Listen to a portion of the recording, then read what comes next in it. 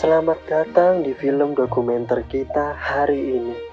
Kita akan menjelajahi sejarah dan keindahan dari salah satu tempat bersejarah di Jakarta, yaitu makam Erefel Ancol.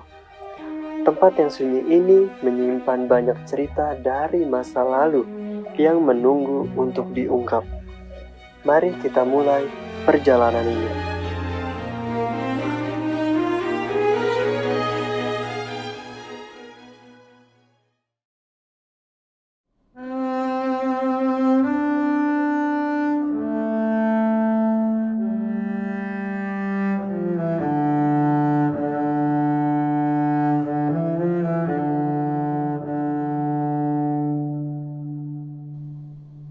Erefel Ancol adalah salah satu Erefel yang dibangun oleh Belanda. Dahulunya ada 22 pemakaman seperti ini. Kemudian atas permintaan Presiden Soekarno tahun 60-an, beliau minta hanya 7, maka dari 22 tadi berarti 15 yang harus dikurangi. Nah, 15 Erefel yang ditutup itu membawa konsekuensi kerangka-kerangkanya harus dipindah-pindahkan. Salah satunya ke Erefel Ancol. Sekarang saat ini kami merawat kurang lebih 2000-an kerangka jenazah. Tetapi pemberian tanda makamnya 1438. Begitu. Mengapa tidak ada angka pasti dari 2000-an tadi? Kenapa tidak 2000 pas? Karena ada beberapa nisan yang merupakan makam massal dan tidak diketahui berapa jumlahnya. Begitu. Dan saya pengen tanya nih Pak, kenapa Ancol ini ditempatkan sebagai makam Erefel Pak? Oh begini, itu berkaitan dengan sejarah dan juga alasan mengapa Ancol tidak ditutup seperti Erefel-Erefel yang lain. Ancol itu tidak ditutup karena alasan histori. Pertama, ada 200-an orang tewas dibunuh di sini. Nanti kita bisa lihat di ujung sana, di pojok sana ada pohon yang sudah mati dan orang Belanda menyebutnya Hemelboom atau pohon surga, di mana di lokasi tersebut ada 200-an orang tewas dibunuh oleh Jepang.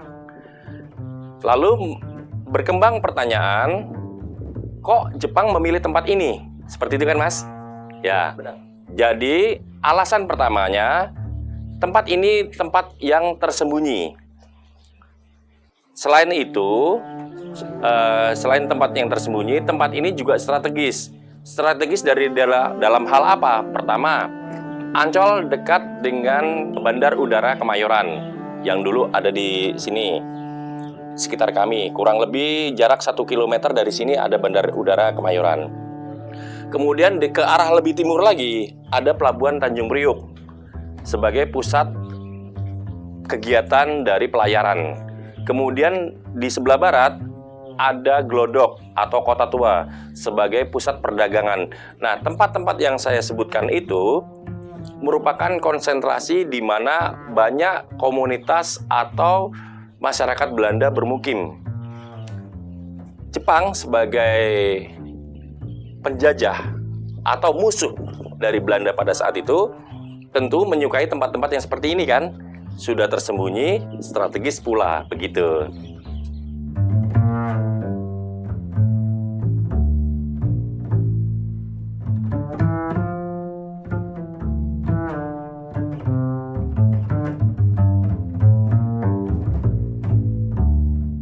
Pak, saya izin bertanya lagi, apakah Erefel Ancol ini hanya untuk wisata, apa keluarga yang berziarah dari para korban? Oke, terima kasih atas pertanyaannya Mas. Saya ceritakan dulu tentang masa lalu. Dulu, setiap Erefel itu hanya boleh dikunjungi oleh keluarga korban. Kemudian ada kebijaksanaan dari pimpinan kami boleh menerima siapapun juga, apapun golongannya, siapapun apapun agamanya itu boleh berkunjung ke tempat ini. Tetapi kembali ke himbauan-himbauan kami tadi untuk mengikuti apa yang menjadi himbauan kami tadi supaya orang lebih menghargai tempat-tempat seperti ini. Kemudian kami kalau dikatakan tempat wisata ya sebenarnya wisata juga, hanya saja berbedanya dalam hal ini. Untuk yang datang ke tempat ini tentunya tidak boleh gelar tikar, makan minum di tempat-tempat seperti ini, seperti itu. Karena di sini kan pemakaman ya, artinya lebih ke arah religiusnya, lebih ke arah penghormatan dan menciptakan kedamaian.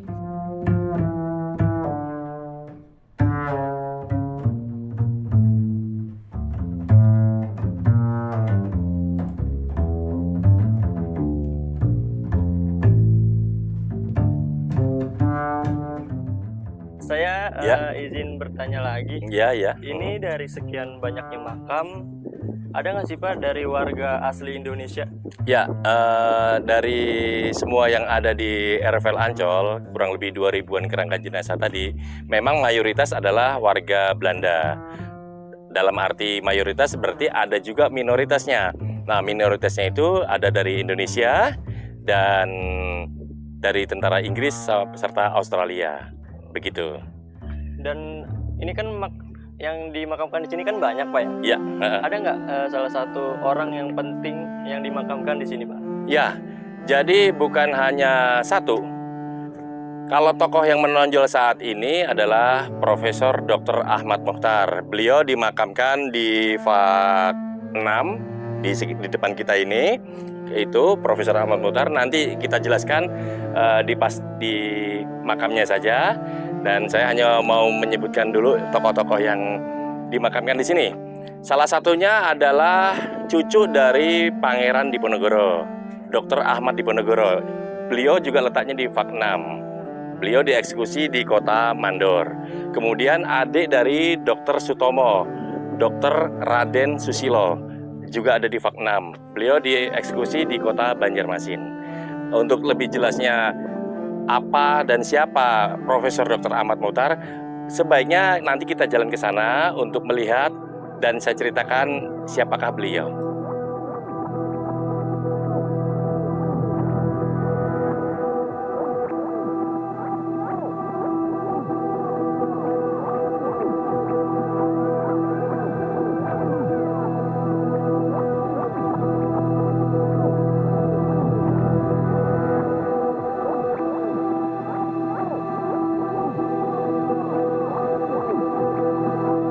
Jadi beliau ini dimakamkan secara massal. Pengertiannya saya jelaskan terlebih dahulu. Ini nama-nama mereka, kemudian kerangka mereka di depannya. Kenapa demikian? Karena pada saat mereka diketemukan tidak bisa teridentifikasi secara tunggal. Saya mau jelaskan sedikit tentang Profesor Ahmad Mokhtar. Kenapa beliau bisa menjadi korban? Profesor Dr. Ahmad Mokhtar adalah seorang profesor orang Indonesia asli yang ditunjuk untuk menjadi direktur lembaga Eijkman. Jadi beliau adalah orang Indonesia yang pertama yang menjadi direktur lembaga Eijkman. Pada saat itu, lembaga Eijkman diminta oleh pemerintah kolonial Jepang untuk memberikan vaksin kepada para rumusa yang akan dikirim ke Birma. Birma ini sekarang namanya Myanmar ya. Tetapi kenyataannya pemberian vaksin tersebut justru menjadikan para rumusa kita yang akan dikirim tadi tewas. Pemerintah kolonial Jepang marah dan menuduh lembaga Eijkman sebagai pelaku pencemaran dari vaksin tadi. Singkat cerita, staf dan para dokter lembaga Eijkman banyak yang ditangkap dan mengalami penyiksaan yang luar biasa. Bahkan beberapa di antaranya tewas. Profesor Mokhtar kemudian merasa bertanggung jawab atas peristiwa ini. Beliau menyerahkan diri kepada Jepang dan ditahan dan pastinya mengalami banyak penyiksaan dan akhirnya pada tanggal 3 Juli 1925 almarhum Profesor Mochtar dihukum mati di tempat ini di bawah pohon yang di sana itu yang orang Belanda menyebutnya Hemelboom. Nah, di sanalah Profesor Mochtar menemui ajalnya dengan cara dipenggal. Kemudian menurut saksi mata masih dilindas mesin giling juga. Lalu apa jasa Profesor Mochtar kepada Indonesia?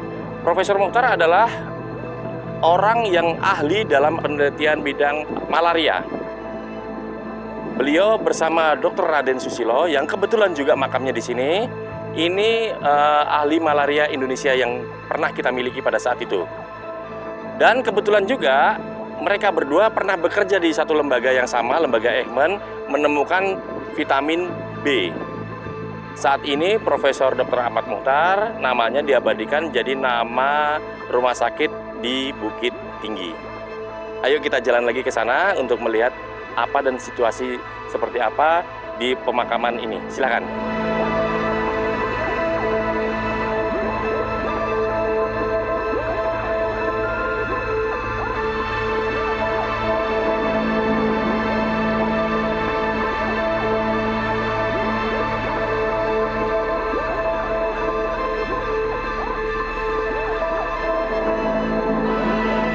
Dari makam RFL ini itu ada beberapa blok ya, Pak?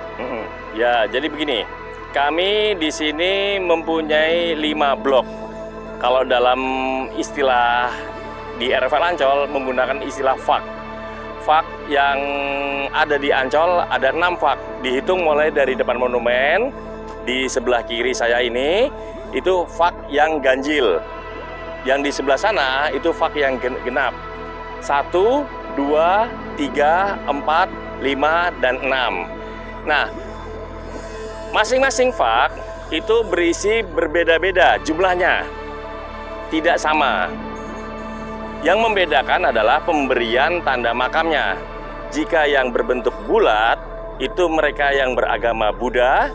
Kemudian jika berbentuk salib tetapi polos, itu mereka yang beragama Kristen, tetapi berjenis kelamin lelaki. Kemudian kalau yang berjenis kelamin perempuan, itu yang ada motif bunganya. Kemudian yang Islam itu ada 3 cekungan. Seperti umumnya makam-makam Islam di Indonesia. Kami tidak memberikan tempat khusus fak 1, fak 2 untuk agama A, untuk agama B, tetapi kami berikan tempat sama-sama. Tidak ada khusus untuk agama A, untuk agama B. Semuanya sama seperti itu. Makasih Mas atas pertanyaannya.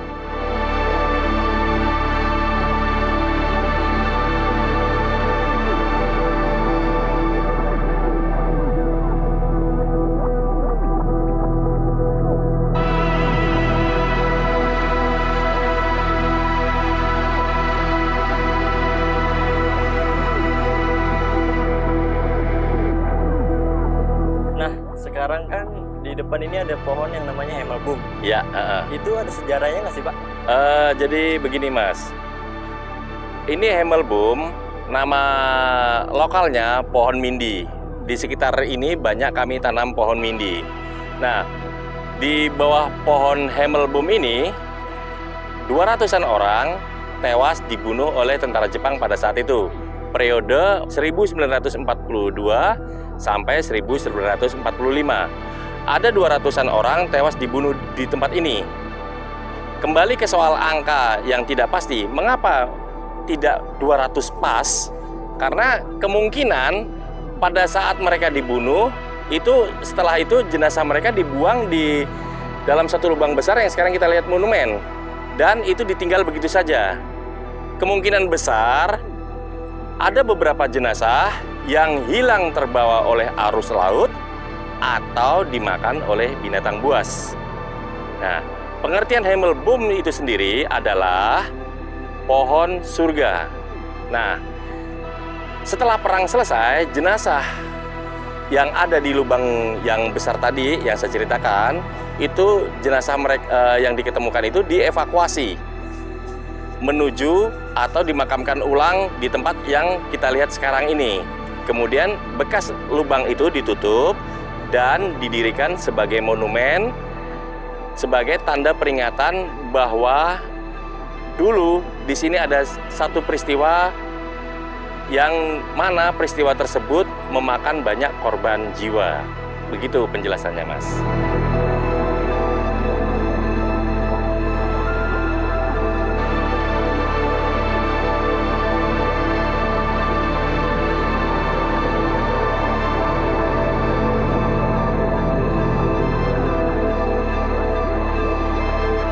Oke Pak, nah dari tadi kan kita ngebahas tentang makam sama blok dan juga tadi itu ada pohon yang katanya pohon surga. Nah, saya salvok itu dengan monumen ini ada logo seperti ikon malaikat, itu ada artinya nggak sih Pak? Jadi begini, pembangunan monumen ini mempunyai arti. Ini adalah benar malaikat yang sedang menyambut. Ya, pengertiannya seperti ini. Mereka dibunuh di sekitar pohon itu, kemudian dibuang di lubang besar yang sekarang kita lihat sebagai monumen. Nah, itu disebut orang Belanda. Orang Belanda menyebutnya adalah hemelboom, pohon dari surga, atau pohon surga. Kemudian mereka masuk surga dan disambut oleh malaikat tersebut. Di sini tertulis Hun his if overwonnen, artinya jiwa mereka telah menang. Apapun agamanya, siapapun orangnya, semua orang percaya bahwa orang yang sudah meninggal masuk surga. Maka ditulislah jiwa mereka telah menang, dalam arti dalam bahasa Indonesianya. Kemudian ada bintang-bintang. Bintang yang besar, yang satu, itu menunjukkan atau menyimbolkan simbol sebagai Tuhan. Kemudian bintang yang kecil ada dua itu sebagai simbol manusia. Artinya bahwa manusia bisa merasakan hidup, tetapi Tuhanlah yang menentukan kehidupan itu sendiri. Itu Mas. Terima kasih atas pertanyaannya.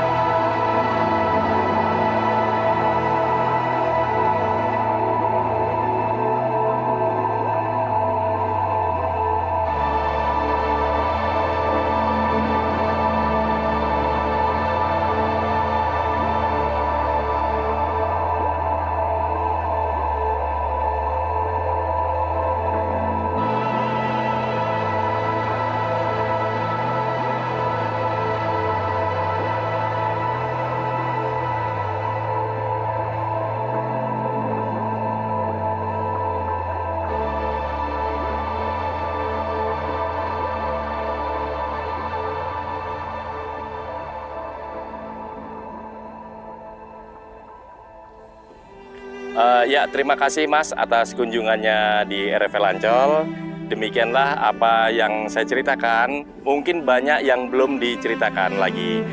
Pada saat Anda berkunjung lagi di sini, mungkin nanti bisa lebih banyak lagi cerita-cerita yang akan saya sampaikan kepada Anda.